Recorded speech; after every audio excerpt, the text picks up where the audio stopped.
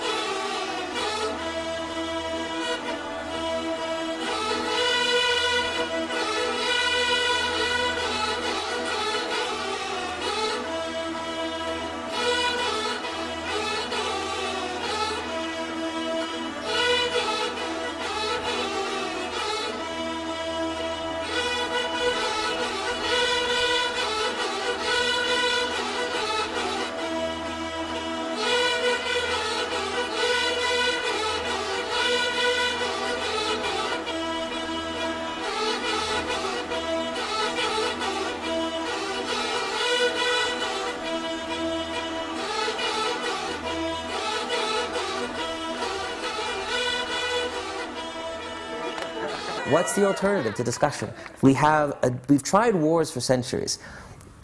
It doesn't seem to work. Maybe we should try something else. And yes, we do have to accept cultures will die out. Certain traditions are going to die out, and it's sad sometimes, especially when they were nice and pleasant, like the guy yesterday with the bagpipe. You know, how many kids still play that bagpipe? I don't know. But are we going to force people to play the bagpipe? Are we going to force them to not listen to rap music? Are we going to force them not to? No. Cultures have to survive based on their own merits. What we actually do is, with the Youth Forum, is to create the world's future leaders. I know that this sounds a little bit too optimistic, but they really are.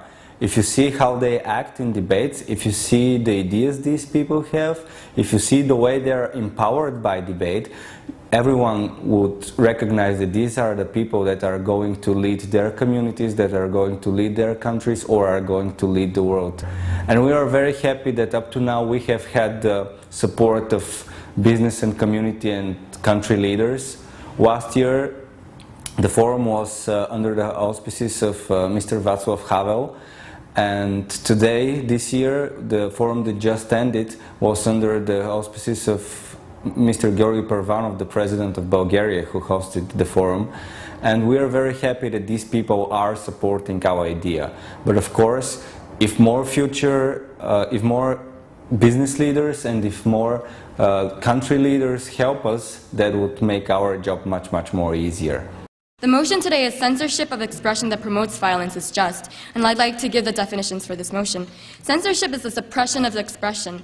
An expression that promotes violence is hate speech aimed at reaching the general public that can incite physical violence or psychological damage. And by just, we mean morally right to eliminate the potential harm. Would you agree that it's good to debate?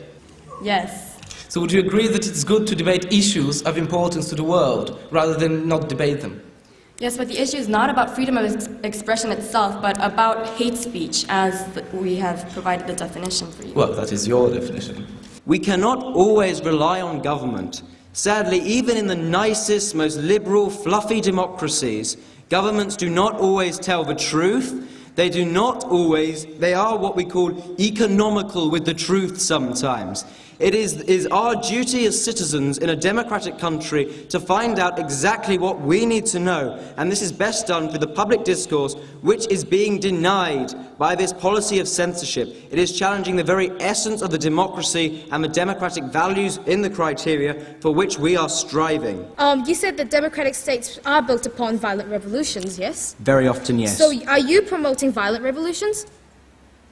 In certain circumstances, yes. And are you saying that hate speech is causing violent revolutions?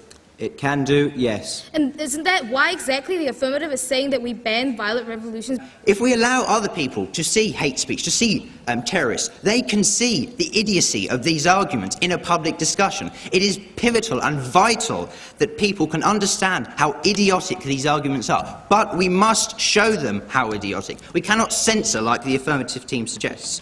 And finally, I would suggest that democratic states come, indeed, from violence. The examples of France, Italy and the USA. Cases that many democratic states formed out of violence, Yep. right? Yes, indeed. So for these chances, which we have already attacked, are you saying that we should allow speeches like this? What are you waiting for? The tombs are empty. Take up your machetes and hack your Tutsis to pieces. Just because of the fact that democracy is often brought by violence does not justify violence in democracy anyway. And this is exactly the reason why there are laws against crimes such as murder. Now, we can see that they had misunderstood the point about democracy.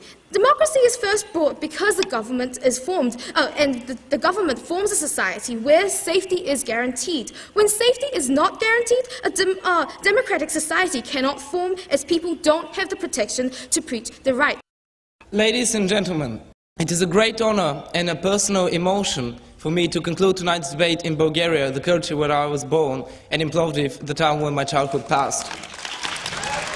First of all, when you say that terrorism is wrong, but you do not say why terrorism is wrong, and you do not give the word to other people, then the terrorists themselves see the cause to be justified because they're oppressed, and they're trying to achieve something.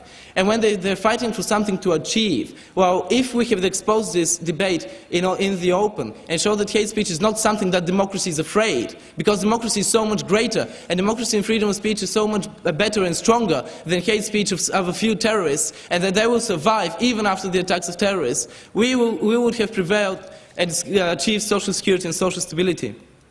The second argument that we have pointed out is the argument that democracy has been built on violence, and this violence has been built upon hate speech against regimes. And this is also a type of hate speech, ladies and gentlemen, because hate speech is something that provokes a reaction against a certain group, against a regime, against oppression. And that is how France was built. That's how all the democracies in the world, the major democracies in the world have been built. And taking this out from the freedom fighters is wrong. Ladies and gentlemen, for the fact that we have won the two major clash points, which adhere to the criteria of democratic values, we believe that we have won the debate. And also, I would like to finish on the fact that if we have no faith in humanity, all is lost.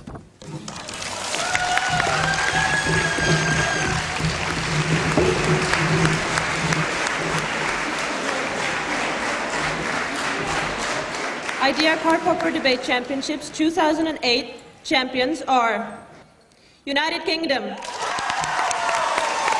Speakers Ruben, Alex, Ben, and their coach Daniel. Can you join us as well?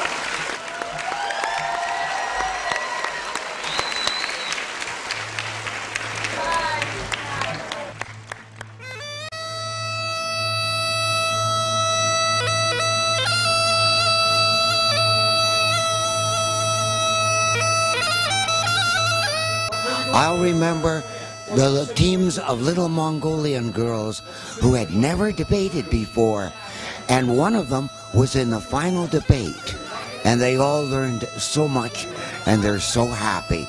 And that's my biggest memory of this forum.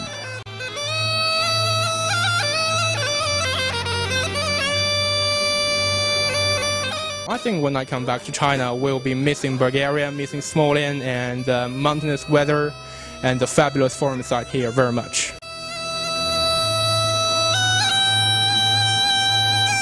Experiencing new things like being a trainer for the first time, educating people, working with different kids, that was a lot of fun, and I just remember it all as 2 weeks of greatest experience I could ever have.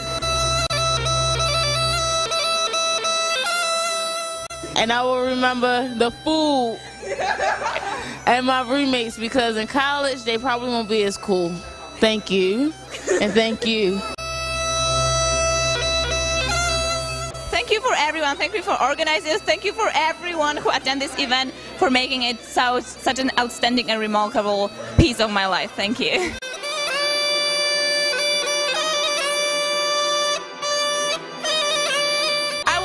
remember the many conversations we had between the debates, in the debates. With me.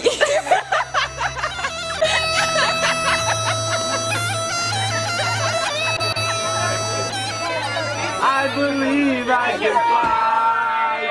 I believe I can touch the sky.